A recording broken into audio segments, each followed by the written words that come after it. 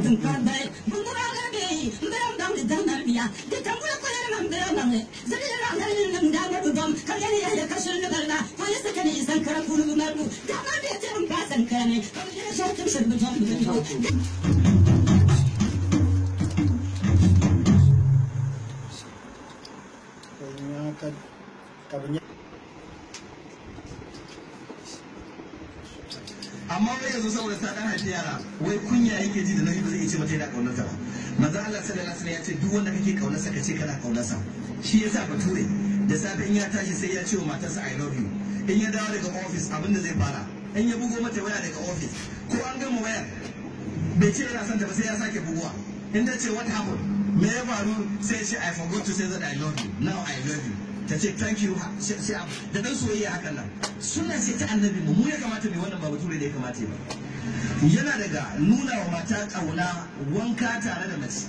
Manzo Allah sallallahu alaihi wasallam tare da matarsa yake wanka. Kai wanka tare annabi yake yi wanka tare da matarsa da bokiti guda daya suna wankan hannayensu yana haduwa a cikin ruwa. Yana daga nuna wa mace kauna sumbantar mace sunna ce ta manzo Allah sallallahu alaihi wasallam. Aisha radiyallahu anha tace annabi ko alwala ya zai je masallaci in akwai ɗaya daga cikin matansa sai ya bi kusa da ita kishin ɗinta kamin ya wuce masallaci. Wanda masallaci zai je sumbanci matarsa me kake tsammani idan ya dawo? Wannan sunnar ma musulmai sun daina ɗabbaka ta sai aka bar wasu Bature in zai fita waje ofis sai ya yi wa matarsa kiss kamin ya tafi. Alhaji sunnar annabi musu in ya manta ko ya je bakin kofa in ya tuna sai ya wani sai hi daga can ta ce hi sai mutu sai ya ita ma daga can sai ta jiwo sannan ya karasa fita waje don ta haka